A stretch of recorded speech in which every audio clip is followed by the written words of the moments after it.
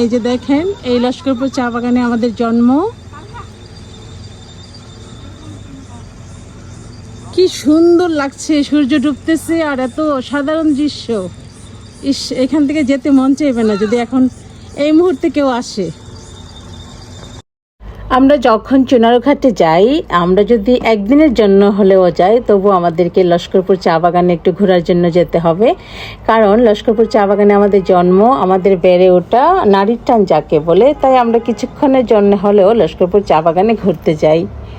লস্করপুর যাওয়ার পথে আমরা এখানে নেমে পড়ি এবং নেমে যে যার যার মতো করে ছবি তুলছে, ভিডিও করছে। তখন আসলে সূর্যটা অস্ত যাচ্ছিল। আমার পিছনের ভিউটা দেখেন, এত চমৎকার লাগছিল।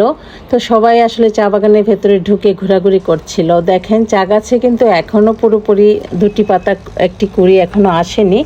অর্ধেক গাছ এখনও কলম করা হয়েছিল, সেদিকে এখনও পাতা গজায়নি, তারপরও অনেকটাই সবুজ ছিল।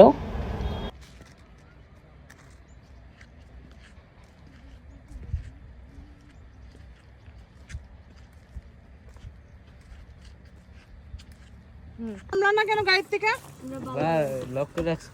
লক করে লাগছে, এলিকে নামছো না? গিয়ার অন করো। এই যে নাতনি ঘুম থেকে উঠে গেছে, চলে এসে হাই বলো, হাই হাই হাই। আচ্ছা আচ্ছা আচ্ছা, আসো।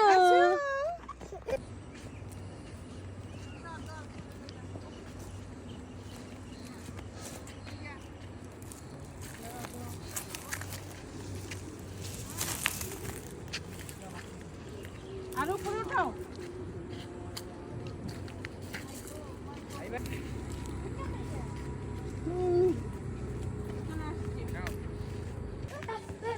যাও মানে তাহলে উপরে যাবে না, এখানে থাকবে তুমি।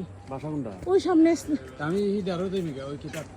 চা বাগানে একটু ঘোরাঘুরি করার পর তো ভাবলাম যে চিত্তদার বাসায় একটু যাই। চিত্তদার বাসায় যখন যাচ্ছিলাম অনেকটাই সন্ধ্যা হয়ে গিয়েছে এবং দেখেন ফ্যাক্টরি এখনও পুরোপুরি চালু হয়নি। যেহেতু চা পাতা এখনও দুটি পাতা, একটি কুড়ি এখনও গজায়নি, তাই ফ্যাক্টরি পুরোপুরি চালু হয়নি। চিত্তদার বাসার গেটে যখন আসি তখন তো মহা বিপদে পড়ে যাই। তখন একটা কুকুর ছিল, সেই কুকুরটা আমাদেরকে ভেতরে কোনোভাবেই ঢুকতে দেবে না। সে একদম গেট আগলে দাঁড়িয়েছিল। আসলে প্রভুভক্ত প্রাণী যাকে বলে, সে তার প্রভুর ভাষায় কোনোভাবেই আমাদেরকে ঢুকতে দেবে না।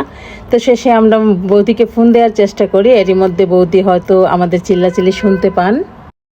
ফাইনালি বৌদি আমাদেরকে কুত্তার হাত থেকে রক্ষা করলো। ফাইনালি বৌদি আমাদের কুত্তার হাত থেকে বাঁচাইলো।